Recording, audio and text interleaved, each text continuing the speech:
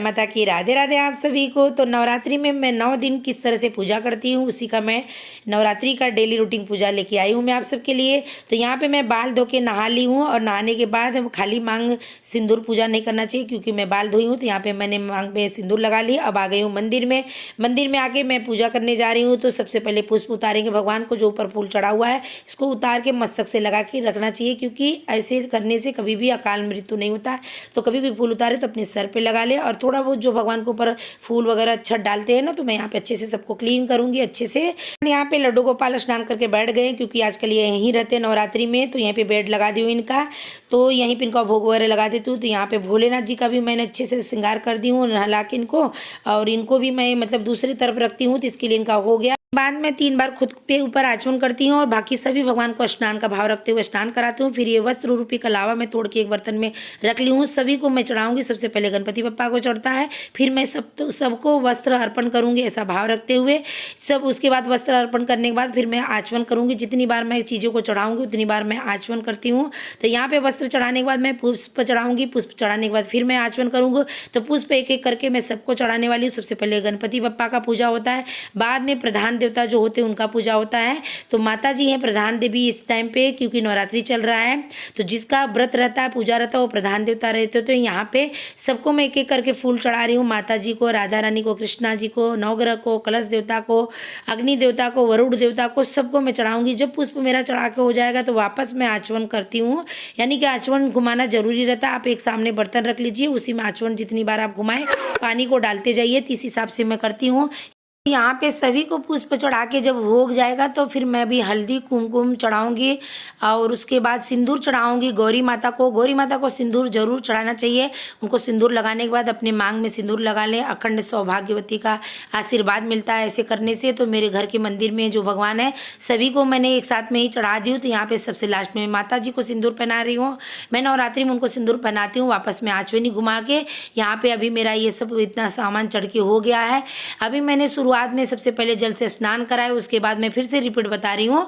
तो मतलब कि सबसे पहले मैंने जल से स्नान कराई, उसके बाद उनको मैं कलावा चढ़ाई, फिर उसके बाद पुष्प चढ़ाई, फिर हल्दी कुमकुम सिंदूर फूल। उसके बाद अब मैं इनको इत्र चढ़ा रही हूँ। तो जितनी बार चीज़ों को चढ़ाते जा रही हूँ मैं उतनी बार हाथ को धोते जा रही हूँ। सब एक एक करके मैं चढ़ाती हूँ। ये सब करने में मुझे जाता है कम से कम 1.5 से 2 घंटा, तो काफ़ी टाइम लगता है। और यहाँ पे लड्डू गोपाल को मैं अलग से रखी हूँ। तो इन लोगों को मैं अभी भोग लगा रही हूँ। तो भोग में मैं सबसे पहले जो नवग्रह देवता है उनको अलग लगा देती हूँ, कलश देवता को अलग लगा देती हूँ, लड्डू गोपाल बाहर है तो उनको मैं अलग लगा देती हूँ। सारे भोग को मैं एक साथ में मंदिर के मेरे भगवान जी और माता जी को दिखा के मैं इनको फ्रूट का भोग यहाँ पे रख दूंगी और आचमनी दिखा दूंगी। और गणपति बप्पा को एक आँख में निवाला खिला देती हूँ, माता जी को भी मैं खिलाती हूँ। तो इस तरह से मेरा भोग लगा के हो जाएगा। वापस में आचमन दिखा दूंगी 3 बार और माता जी को मैं चम्मच से पानी पिलाती हूँ। तो जैसे ही मुझे लगता है कि मतलब मेरे अंदर भाव होता है कि मैं पिलाती नहीं हूँ, तो मुझे ऐसा लगता है कि मतलब उनको प्यास लगी है, ऐसा मेरे मन में होता है। सभी भगवान को मैं डेली की पूजा में ऐसे करती हूँ। तो ये शाम नवरात्रि है तो घंटी जरूर बजाना चाहिए भोग रखने के बाद। अब मैं इनको दही बतासे का भोग लगा रही हूँ क्योंकि इनका प्रिय ये भोग है दही बतासा। नवरात्रि में देवी माँ को जरूर लगाना चाहिए। तो दही बतासे को मैं सबको दिखा कर माता जी को मैं निवाला खिलाती हूँ क्योंकि उनको बहुत प्रिय है। तो एक एक 2 निवाला इनको खिला के इनके सामने मैं रख दूंगी। तो दही बतासा खिलाने के बाद मैं वापस पानी पिलाऊंगी। उसके बाद अभी मैं इनको कुछ मुखवास के लिए देना बहुत ज़रूरी रहता है। तो यहाँ पे लड्डू गोपाल खा पी रहे अपना बाहर बैठे हुए हैं और इधर मेरा पूजा सब चल रहा है। तो इसी तरह से मेरा हर बार का पूजा होता है, हर नवरात्रि का होता है। मैं कोशिश की हूँ कम से कम टाइम में बताने के लिए। तो ये हो गया तो अभी मैं कपड़े से इनका मुँह पोंछती हूँ। उसके बाद सभी को मैं कपड़ा दिखा देती हूँ। अब मैं इनको ज़रूर पान खिलाती हूँ। तो देखिए पान का बीड़ा है, इसको लगा के मैं लौंग इलायची, आप सुपारी उतना नहीं डाल रहे हैं तो लौंग इलायची के साथ ही 9 दिन तक आप जरूर लगाएं पान।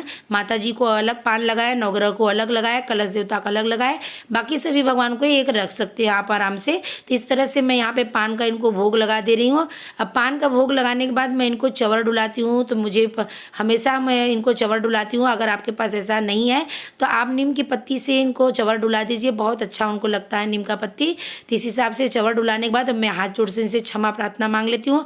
अब मैं आसन लगा के बैठ के माला करूँगी और उसके बाद जो जो मुझे पढ़ना रहता है थोड़ा सा मैं अभी कर लेती हूँ, फिर बाद में वापस मैं बैठती हूँ दूसरी बार, तो फिर से मैं करती हूँ, तो उस टाइम पे मैं कंप्लीट करती हूँ। तब मैं ये पढ़ने के बाद मेरा आरती का तैयारी हो गया। 2 कपूर को मतलब सॉरी 2 लौंग को मैं कपूर पे रख के एक देसी घी का दीपक लगा के अब मैं आरती करने जा रही हूँ। तो आरती में ये सब मैं जो करती हूँ ना, तो मैं साउंड लगा देती हूँ, चलते रहता है भगवान का भजन और मैं करती रहती हूँ। जब माला करना रहता है तो मैं थोड़े टाइम के लिए पाठ के टाइम बंद कर देती हूँ।